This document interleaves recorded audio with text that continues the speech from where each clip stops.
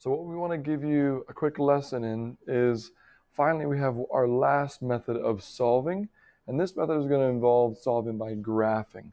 So our first two methods were very algebraic. We solved by substitution, we solved by elimination, but now we're going to actually use graphing.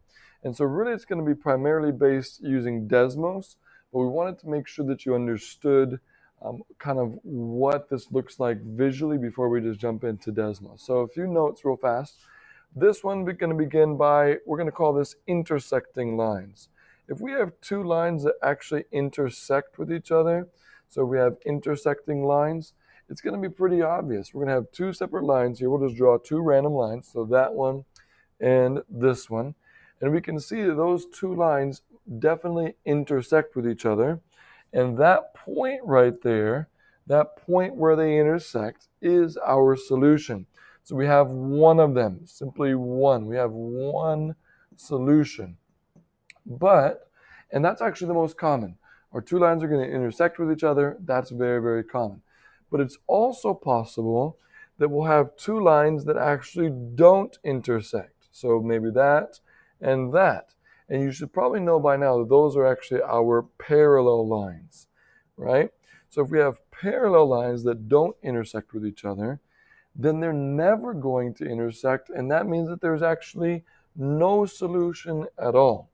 So visually, if you know that these are parallel lines and they don't intersect, then we have no solution. The last possibility is that we can actually have two lines, and you have to watch this happen. Maybe our first one looks like that, and our second one is actually the exact same thing. It lines up on top of it, right? So we have these two lines that are actually right on top of each other. So we're going to call this, in this particular case, we'll call that just the same line, right? When we graph it, it ends up just being the same line, right? And so when that happens, we actually have an infinite number of solutions. We have an infinite solutions. So when that was happening when we did our algebra earlier, that's actually why.